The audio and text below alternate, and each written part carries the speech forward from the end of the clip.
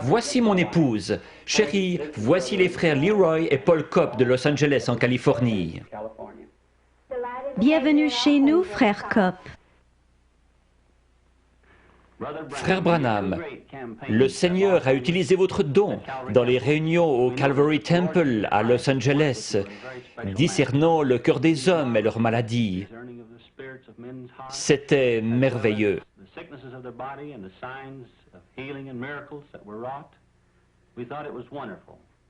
Nous voudrions en savoir plus à propos de votre don, frère Branham. Je suis né dans l'est du Kentucky, dans une cabane en rondin. Mes parents n'étaient pas portés sur la religion et n'allaient pas à l'église. Mais ils ont dit qu'au moment de ma naissance, une lumière est entrée dans la chambre et s'est tenue au-dessus de moi. Elle m'a accompagné pendant toute ma vie. Elle a été photographiée récemment. Vous avez vu cette photo. C'est la seule qu'on ait jamais prise d'un être surnaturel. C'est le même ange de Dieu que celui qui accompagna les enfants d'Israël depuis l'Égypte.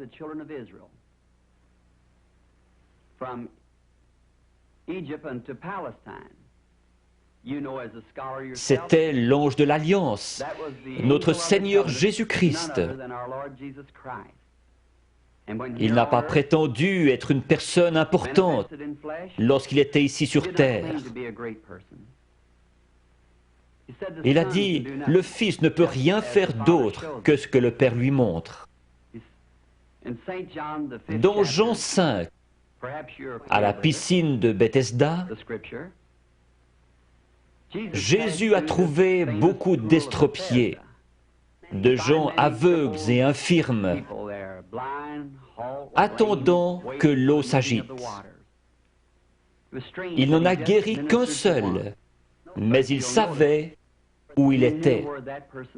Le Père le lui avait montré. Peut-être n'était-il pas estropié, il était couché sur un grabat. Au verset 19, les Juifs l'interrogeaient. Peut-être qu'aujourd'hui, on se demanderait pourquoi Dieu, passant à côté de tous ces gens infirmes et aveugles, ne les guérissait pas tous. Mais il a dit, en vérité, je vous le dis, le Fils ne peut rien faire de lui-même. Il ne fait que ce qu'il voit faire au Père. Son ministère s'appuyait sur des visions venant de son Père. Son ministère ne devrait-il pas se poursuivre comme il l'avait promis à ses disciples? Vous ferez aussi les œuvres que je fais, et vous en ferez de plus grandes, car je m'en vais au Père. Encore un peu de temps, et le monde ne me verra plus. Mais vous, vous me verrez. Je serai avec vous, et même en vous, jusqu'à la fin du monde. Jésus-Christ, le même hier, aujourd'hui et pour toujours. Je crois que c'est une confirmation, aujourd'hui, de la résurrection de Jésus-Christ, qui vit au milieu de son peuple et accomplit les mêmes signes et prodiges que lorsqu'il était sur terre. Lorsque j'avais 7 ans, nous sommes partis du Kentucky pour l'Indiana, tout près de mon domicile actuel. Nous allions chercher l'eau à un puits, situé un pâté de maisons plus loin. Un certain après-midi de septembre, alors que je passais près d'un gros peuplier planté à mi-chemin entre le puits et notre maison, j'ai remarqué un tourbillon dans l'arbre. Cela n'avait rien d'anormal à cet endroit en septembre. Comme il ne s'en allait pas, je me suis arrêté pour l'observer. Une voix en sortit disant Ne fume et ne bois jamais. Ne souille jamais ton corps d'aucune manière, car tu dois accomplir une œuvre quand tu seras grand. » Effrayé, je suis rentré en courant à la maison. J'ai raconté à ma mère qu'un homme m'avait parlé dans un arbre. Elle a pensé que j'étais excité et m'a mis au lit. Les visions ont commencé à ce moment-là. Quand cela vient sur moi, cela produit une vision. Je peux dire aux gens ce qui ne va pas avec eux, leur péché et ce qu'ils doivent faire. À 37 ans, une nuit, alors que je priais, j'ai remarqué une lumière sur le sol. Elle provenait de la colonne de feu située juste au-dessus. J'ai entendu quelqu'un marcher et un homme pesant environ 90 kilos a traversé la chambre et est venu dans cette lumière. Il était nu-pied, son teint était basané et ses cheveux noirs tombaient sur ses épaules. J'ai eu peur. Il m'a dit « Ne crains rien ». J'ai reconnu alors que c'était la même voix que celle qui m'avait toujours parlé. Mais c'était la première fois que je le voyais sous une forme humaine.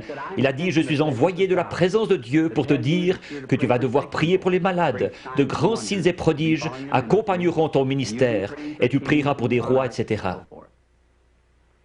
J'ai dit « Je suis pauvre et sans instruction. Je ne serai pas capable de faire ce travail. » Il m'a dit que de même que Moïse reçut 2 signes pour confirmer son ministère, de même j'en recevrai 2. L'un serait les miracles en priant pour les malades, et l'autre serait de connaître les secrets des cœurs. Je lui ai dit que j'avais prié à ce sujet, mais que les gens avaient dit que c'était du diable. Il m'a cité le passage des Écritures où Philippe s'adressait à Nathanaël. Puis Jésus lui dit qu'il se tenait sous l'arbre lorsque Philippe l'avait trouvé.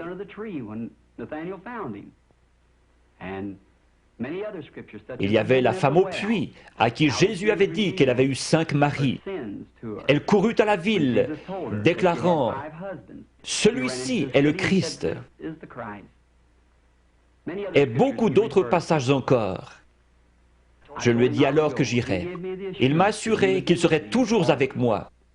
Vous, frère Cobb, et le monde aussi connaissez les grandes choses qui se produisent dans le ministère. Nous nous demandions si je me souviendrais longtemps de ces visions. Il y a 4 ans, j'en ai eu une d'un petit garçon, gisant mort au bord de la route, qui avait été frappé par une voiture et qui devait ressusciter. Je l'ai raconté à tout le monde, aux États-Unis et au Canada, et l'ont écrite dans leur Bible. Un jour, alors que nous traversions la Finlande, nous avons vu un attroupement au bord de la route. Le petit garçon était là, exactement comme cela m'avait été montré. J'ai dit à frère Moore, regarde dans ta Bible si ce n'est pas la scène en question. Il a dit oui. Je me suis agenouillé et demandé au Seigneur Jésus de confirmer sa parole et ce qu'il m'avait montré.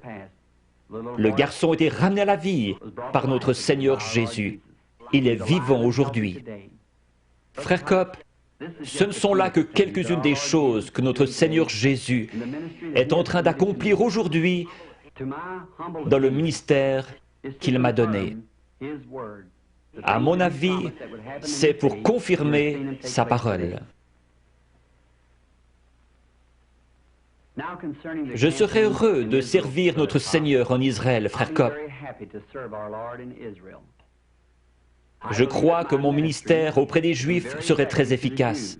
L'Écriture dit, les Juifs demandent des miracles, les Grecs la sagesse. Nous croyons que beaucoup de Juifs et d'autres là-bas en Terre Sainte croiront que le Seigneur Jésus-Christ est le Messie quand ils verront un chrétien accomplir la prophétie de Joël. Je suis sûr que vous vous référez à Joël 2, 28. Où il a dit que dans les derniers jours, il répandrait son esprit sur toute chair, que les fils et les filles prophétiseraient, que les vieillards auraient des songes et les jeunes gens des visions. Nous devons vous dire au revoir maintenant. Nous avons eu du plaisir. Dieu voulant, nous nous verrons à Chicago dans quelques jours. Chers amis, j'ai aussi eu du plaisir à vous avoir chez nous ce soir. Nous prierons ensemble pour les réunions de Chicago et par la grâce de Dieu, j'espère vous y rencontrer. Accepteriez-vous une tasse de thé? Merci beaucoup, Sir Branham. Merci. Merci, chérie.